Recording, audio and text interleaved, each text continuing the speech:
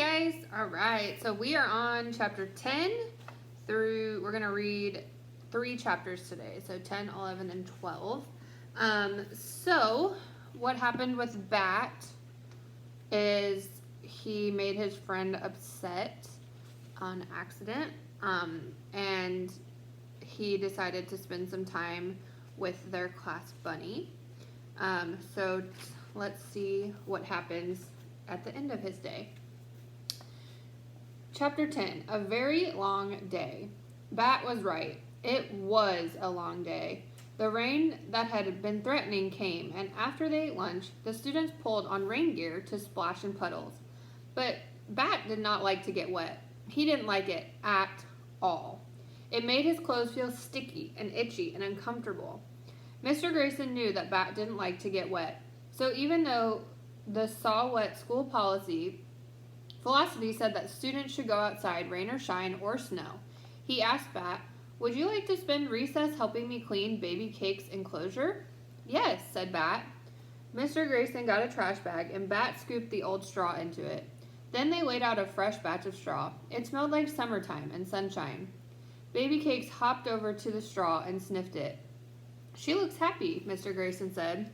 "She looks exactly the same as she always does," Bat answered. Mr. Grayson laughed. Grown-ups were always laughing at things that Bat didn't think were funny. But it didn't bother Bat very much when Mr. Grayson did it. Julio, a 4th grader, who everyone said was a natural athlete, came into the classroom. "Mr. Grayson," he said, "Principal Martinez wants to know if you're still going to teach yoga." Sure, Mr. Grayson said. "Tell her I'm all ready to start." Then he said, "Julio, I think you've grown a foot since the last time I saw you." Julio shrugged. "Not that much," he said, "but I've grown an inch since winter break." "I'm not surprised," Mr. Grayson said. "That was 3 months ago." Bat thought about time as he followed Mr. Grayson to the yoga room, and as he sat on his mat in the butterfly pose. 3 months, he guessed, could be a little bit of time or a really long time, depending on who you are. For instance, a monarch butterfly born in the summer lives only about 6 weeks, so 4 months would feel like forever. But a monarch butterfly born in the winter might live for 8 months, so 4 months would be just half its life. If you were a boy with a stump kit that you were only allowed to keep for 1 month, time was sure to pass much, much too quickly. Bat considered telling Mr. Grayson, Bat considered telling Mr. Grayson about the life cycle of a monarch butterfly. Oh my goodness! Y'all fell! Oh my goodness. Okay. There we go. You're back up. Bat considered telling Mr. Grayson about the life cycle of the monarch butterfly, but the teacher was busy unlacing his orange high tops and getting ready to lead the group in yoga. He decided he would talk about monarch butterflies with Mr. Grayson later. So there's Mr. Grayson getting ready for yoga.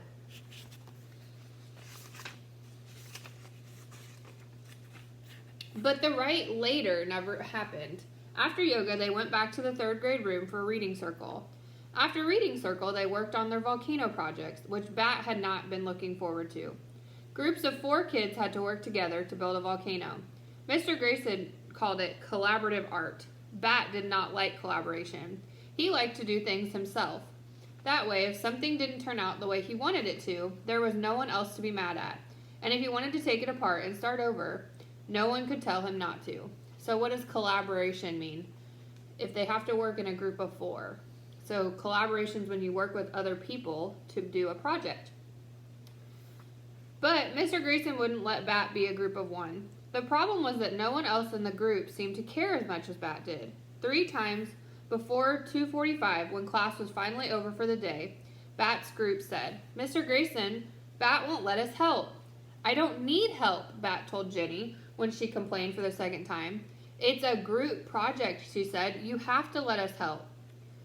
Israel, who was in Bat's group, kept asking him all kinds of annoying questions like, "Hey, Bat, do you think the lava is red enough?" And, "Bat, can you pass me the paste?" Bat ignored the lava question, but about the paste, he said, "Glue works better than paste. The paste gets all weird and flaky when it dries." "Okay," said Israel. "Pass me the glue then." "I'm using the glue," Bat said. Would go so much more smoothly, Bat thought, if the other kids would stop asking questions and interfering and just let him get on with the job. By the time Miss Kiko rang the end of the day bell from the hallway, Bat's left eye felt twitchy. All he wanted to do was climb into Mom's car and go home to his own room. But when he walked outside, he didn't see Mom's burgundy station wagon. Instead, he saw who? Dad's yellow sports car, and he remembered with a heavy sigh that today was an every other Friday, and he wouldn't get to see his own room or the baby kit for 3 long days. If Bat were a mayfly, he wouldn't even live that long. So Bat's not very good at working with his friends, huh? He thinks that they should just let him do all the work. And that's not how a group's project's supposed to work. Everybody's supposed to help. Chapter 11, Apartment 2A. Hi, Sport, said Dad. Bat didn't like being called Sport because he didn't like playing sports or watching sports. Bat liked being called Bat because he liked playing with animals and reading about animals and watching videos about animals. But Dad didn't like calling him Bat. When he wasn't calling Bat Sport, he always called him Bixby Alexander. It's a great name, he liked to say. It was an okay name. Bat's first name, Bixby, had been his mom's last name before she got married. Now that she and Dad were divorced, she could have made it her last name again, but she kept Tam instead, because, as she said, I gave Bixby to you, and you can keep it. Bat's middle name, Alexander, was the same as his dad's middle name, and all 4 of them, Dad, Mom, Janie, and Bat, were Tams, even though they all didn't live together in the same house. The rain had turned into a gentle mist, and Dad had his windshield wipers turned on to their lowest setting. You know what we need on a chilly day like this? Dad asked. What? Bat replied. Well, I was thinking that after we pick up your sister, we could all go to Coco's to get some hot chocolate. Do you like that idea? Coco's was the name of Bat's favorite coffee shop downtown. It was nestled in between a bookstore that also sold stuffed animals and a shoe store. Okay, said Bat. They drove under a little bridge and through downtown. Because of the rain, fewer bicycles crowded the streets, and it didn't take Bat's dad very long to get to Janie's school. Bat recognized her right away. She was standing near the corner wearing her bright yellow rain slicker. Bat admired the way she looked, like a shiny yellow sun. If you look at that picture, what's a rain slicker? She has a bright yellow rain slicker. What do you think that is? Miss Strom's never heard that word before. Hi, Dad, said Janie. She tossed her backpack into the seat next to Bat and then slid into the front seat, slamming the door. Hello, my girl. How was your day? Bat relaxed in the back seat as Janie told Dad about her day. He didn't listen to the words of what she was saying, but he liked the way her voice went up and down like music. Dad's voice was nice, too. It was lower than Janie's, and it didn't go up and down very much. It was like a straight line. At Coco's, Bat spilled some of his hot chocolate on his shirt when he took off the lid to add cinnamon. Be careful, Sport, said Dad, which was a dumb thing to say because the hot chocolate was already spilled, and being careful now wouldn't unspill it. Bat couldn't enjoy the taste of his drink at all because the only thing he could think about was the wet, uncomfortable stain on his shirt. Dad's apartment was in a complex that had a pool and a workout room. So here's him with his spill. Hot chocolate spill.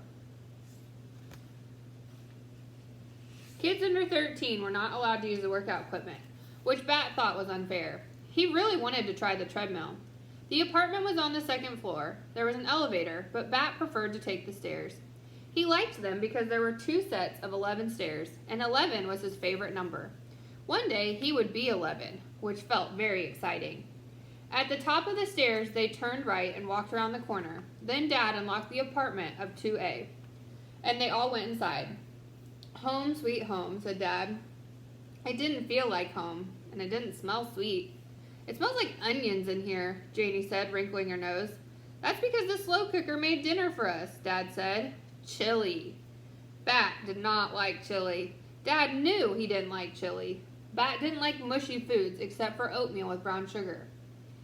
I don't like chili, Bat said. Maybe you'll like it tonight, Dad answered. I tried a new recipe. Unless the new recipe was for a chili that didn't include any chili, Bat wouldn't like it. Bat sighed and shrugged off his backpack. It was going to be a long weekend. Chapter 12. Finally. On Monday afternoon, after Miss Kinko rang the bell, Bat walked outside as fast as he could without running. Running was not allowed in the school hallway. Bat couldn't wait to go home, to his very own room. What's he excited to see? He could not wait to see the baby kit again. He had called Mom every day to ask about the kit, and she had called him each night to tell him a story before he went to sleep. But now, finally, he would get to see the kit and smell its fur and feed it with a dropper. And maybe Mom would even let him name the kit.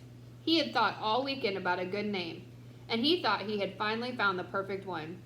He could not wait to tell Mom. But Mom's burgundy station wagon wasn't in the line of waiting cars. Israel's mom was there in her tall blue van, and Jenny Pearson's grandma was there in her little green bug. One by one, Bat watched his classmates climb into cars, blue cars, white cars, black cars, clean cars, and dirty cars. But no Mom car. Suddenly, Bat felt a hand on his shoulder. It was a man's hand with 3 silver rings, Mr. Grayson's hand. "Your mom must be running late, huh, Bat?" asked Mr. Grayson. Up close like that, Bat noticed a line of hard, short little hairs just sprouting above his teacher's upper lip. Was Mr. Grayson trying to grow a mustache? "Mr. Grayson," Bat said, "did you know that gorillas can catch human colds and other illnesses?" "Is that so?" said Mr. Grayson. "It is," said Bat. Sometimes, when Bat was nervous about something, like right now, when he was nervous about where his mother was and why was she late, he thought about interesting animal facts. "Well, did you know," said Mr. Grayson, "that if you lift a kangaroo's tail off the ground, it can't hop?" "Yes," said Bat. "Doesn't everyone know that? Did you know that? I didn't know that." Mr. Grayson laughed. The stubby little hairs above his lip bobbed up and down. "Maybe so," he said. Bat considered whether he should tell Mr. Grayson that his mustache looked a lot like a caterpillar. But just then, Mom pulled up in her burgundy wagon. She waved and honked her normal 3 friendly honks. "There she is," said Mr. Grayson. "I know," said Bat. "I can see her." Mr. Grayson sighed and rubbed his finger along his upper lip. "Okay, Bat," he said. "Have a good afternoon." He waved at Bat's mom before walking away across the parking lot to his own car. It was a little orange coupe, usually dusty but clean today because of the rain over the weekend. Bat opened the back door of the station wagon and climbed in, slipping out of his backpack before he shut the door. "Hello, Bat," said Mom. "Hello," said Bat. He buckled his seatbelt. "You're late." "I know," Mom said. "I'm sorry." She turned around from the front seat to smile at him. "I missed you," she said. Then she turned back around and started driving towards home. "I missed you too," Bat said. "Dad made chili and wouldn't let me watch the Animal Channel because there was a basketball game. And Janie was busy all weekend practicing that song for her play." Janie loved to sing and dance and act, and she was getting ready to audition for the role of Alice in Alice in Wonderland, her school spring play. "Is she getting good at the audition song?" Mom asked. "I don't know," Bat said. "How is the baby kit? Is he at home?" "Yes," said Mom. "I set up an enclosure for him in the living room." "Like baby cakes enclosure?" "Not that big," Mom said. As she turned the corner onto their street, Plum Lane, Bat saw Janie up ahead on the sidewalk. He could tell it was her by the way her dark brown ponytail swung side to side. Her hair was thick and straight like a horse's tail, which is why Bat liked it, even though he would never tell Janie that. That's our chapters for today. So what do you think is going to happen when he sees the kit? Is he going to get to give it a name? What would you name the skunk kit if you got to decide? I hope you guys are enjoying the story and you guys are having a good day. Bye!